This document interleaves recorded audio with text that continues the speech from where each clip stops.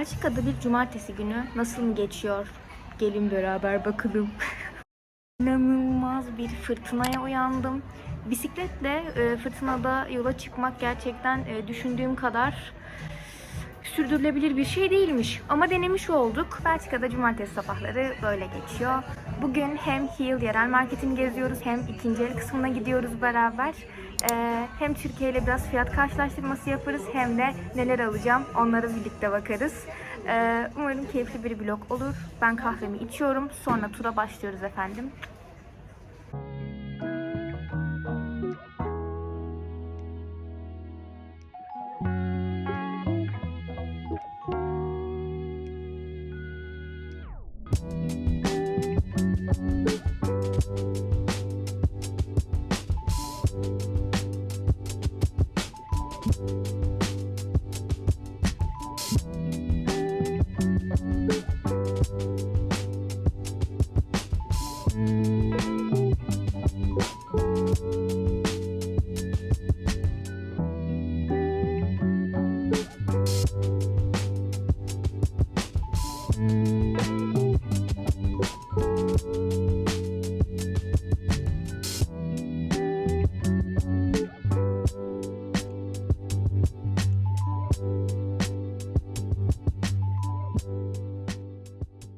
Sebzeler mesela genelde 2-3-4 euro arası değişiyor kilosu.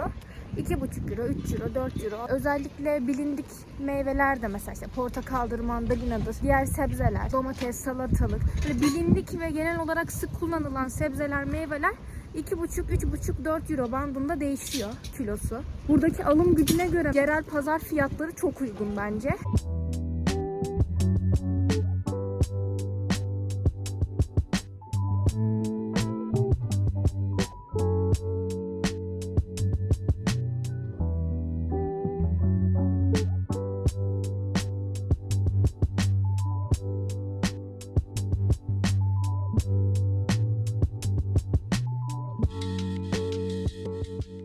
Yaşlı teyzeler de var, yaşlı amcalar da var. İnsanlar böyle ikinci el olabilecek, satabilecekleri şeyleri getirip tezgah açıp satıyorlar pazarın sağ tarafında.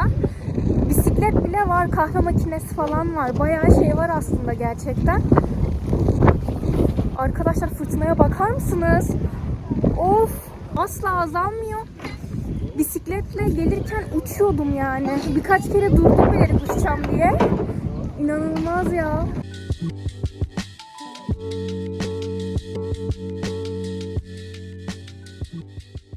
İkinci el pazar kısmında arkadaşlar pek bir şey henüz keşfedemedim. Beyaz eşya bile olması komik geldi. Yani çamaşır makinesi, bulaşık makinesi, fırın bile var ikinci el kısmında.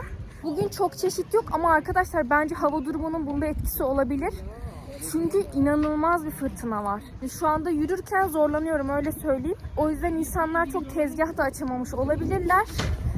Ama genel olarak işte ikinci el pazarında da kıyafetten beyaz eşyaya kadar birçok çeşit var. Market fiyatları da az önce bahsettiğim gibi alım gücüne göre gayet uygun diye düşünmekteyim.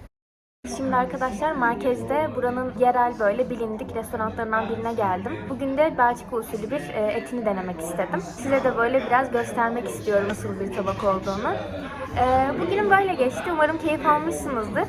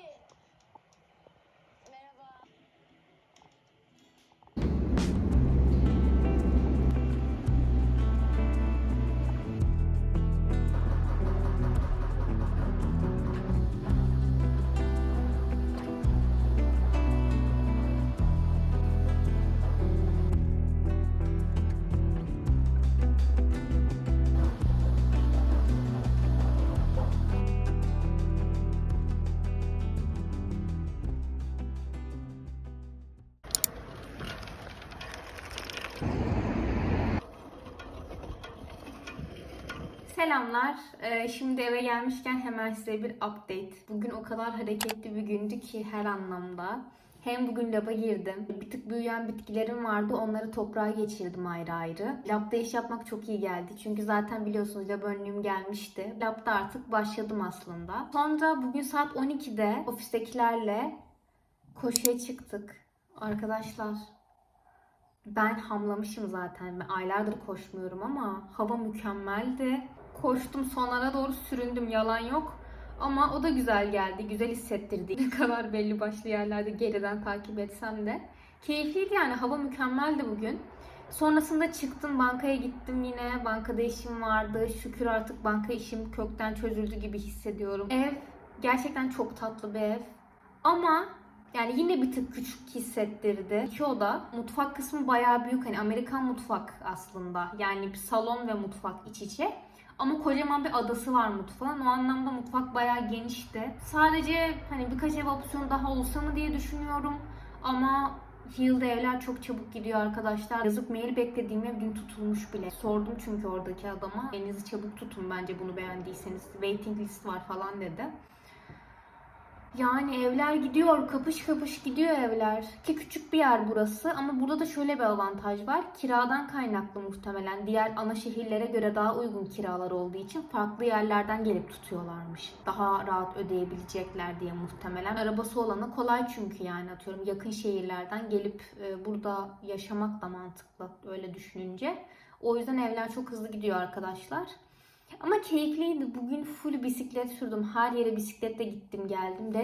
Resmen bisiklet sürmeye alışıyorum arkadaşlar ya. Böyle hoşuma da gidiyor. Hava o kadar güzeldi ki o havada bisiklet sürmek bana çok iyi geldi. Hem vücudum çalışıyor diye de iyi hissediyorum. Bugün çok hareketli bir gündü ama tatlıydı. Ha bir de bu kadar işin arasında. Arada da vaktim varken hemen gittim, alışverişimi yaptım. Banka işimi hallettim. Hem ev bakmaya gittim, hem koştum falan derken bayağı hareketli ama bir o kadar da verimli bir gün oldu. Öyle yani arkadaşlar. İyi gidiyor şimdilik bakalım. Yarın görüşmek üzere.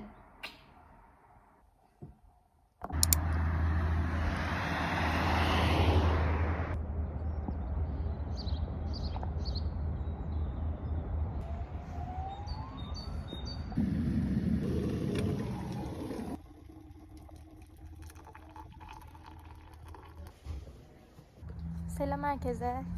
Yine ev bakmaya gidiyoruz.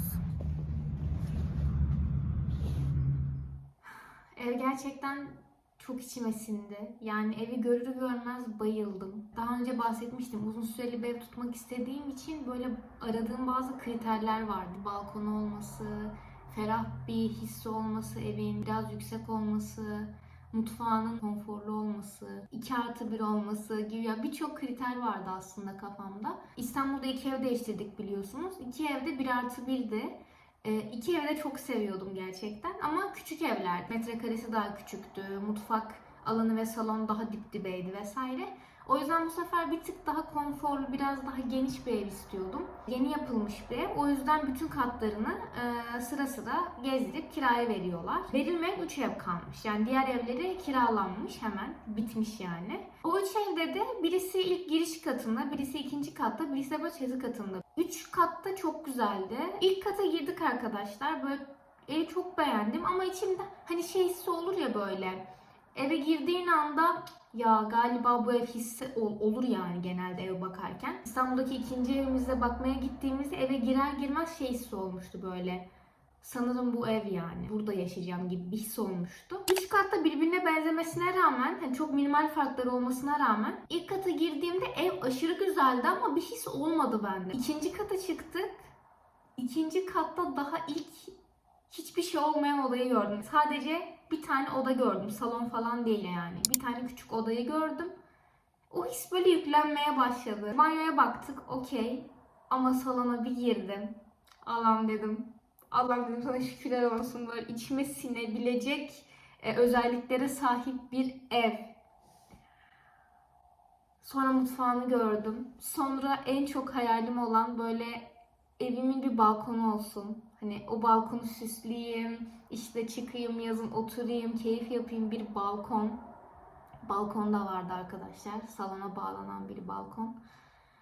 Ve dedim ki bu ev yani. Hani 3. kata çıkmama gerek yok. Öyle bir his geldi. Adama dedim ki sanırım bu ev. Adam gülmeye başladı. Daha 3. kat var dedi. 3. kata da çıktık. Yine bir yüklenmedi bana o his.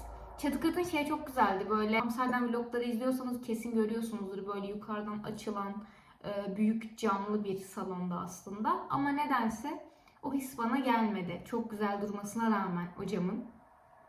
2. katta o balkon.